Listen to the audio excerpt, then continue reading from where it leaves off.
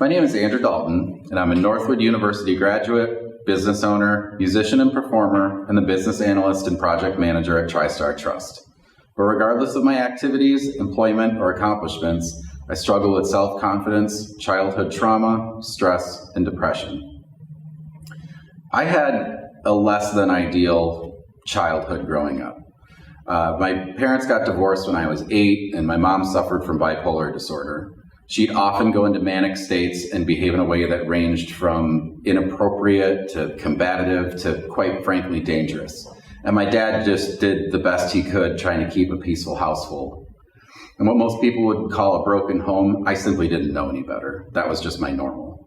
By around 7th or 8th grade, I realized that my mom had depression, but I didn't quite understand enough to know the extent of it or how it would affect my ability to form long-lasting, genuine relationships or trust anyone in general.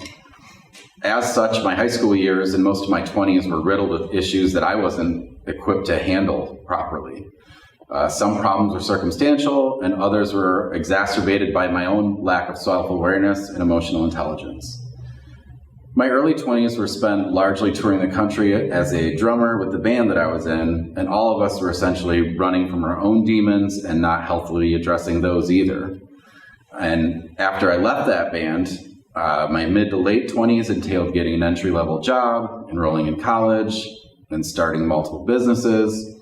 And with all that work and responsibility, my work-life balance was way out of whack.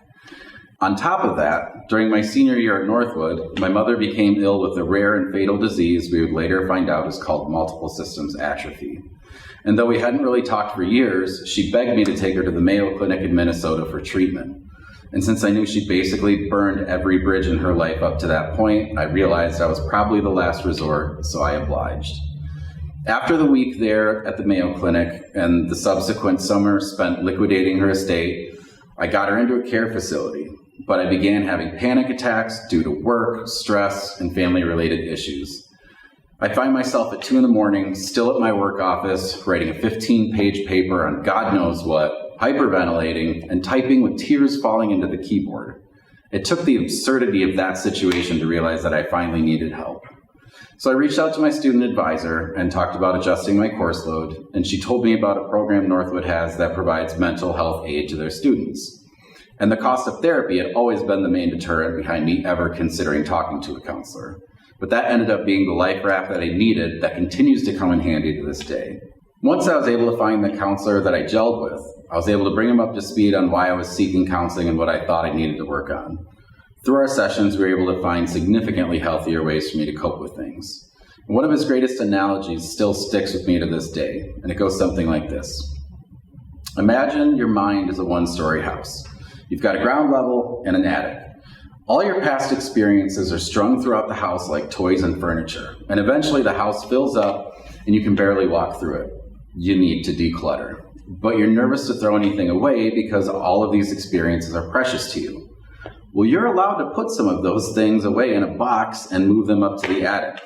They're not gone forever. They're simply out of your way and out of your everyday living space, and allowing you to think more clearly and focus on what's important today. Those memories are still safely packed away in the attic where you can go visit them anytime you want, but they're no longer in the noise of your everyday life.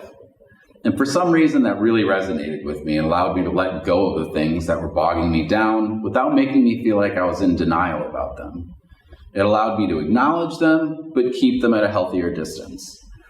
So fast forward to about 6 or 7 years later, I'm doing much better, getting along much better with people, much better relationships, treating myself better, starting a new career, and then bam, the pandemic hits. Suddenly, I'm trying to learn this new job from home in complete isolation. The first few weeks were actually kind of relaxing because I was able to work in my PJs and drink all the best coffee in the world.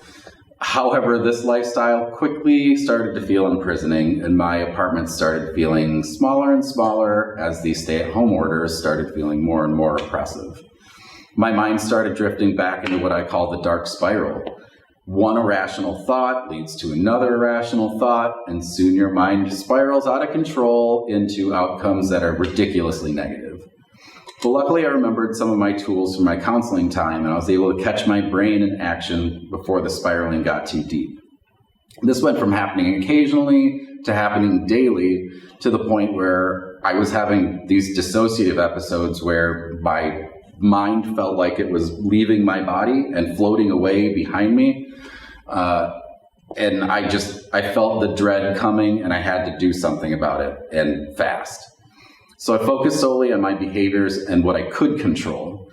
So having a sit-down job at a computer in a small apartment meant I wasn't moving around much. I was eating like crap, and I was drinking way too much. And on top of that, dehydration from all the coffee and beer, just not good. So for this next part, I can't stress it enough. What works for me might not work for you. So I encourage you to find something that works for you. I decided to make some very intentional, yet reasonably achievable adjustments to my new lifestyle. For starters, I made a hard and fast rule about alcohol consumption. No booze during the week. When I would normally grab a beer, instead I have to grab a water or anything else. Not easy or fun, but doable. The next thing was food. I was eating the same crap week after week, and nothing about it was healthy. So a friend of mine eventually gave me a freebie to HelloFresh, the meal delivery kit service. And those meals were much healthier than what I had been eating. And that helped with portion control and even taught me some new cooking tricks. But the last piece of the puzzle is exercise. And that's a lot trickier when the gyms are shut down and my living arrangement is a small apartment.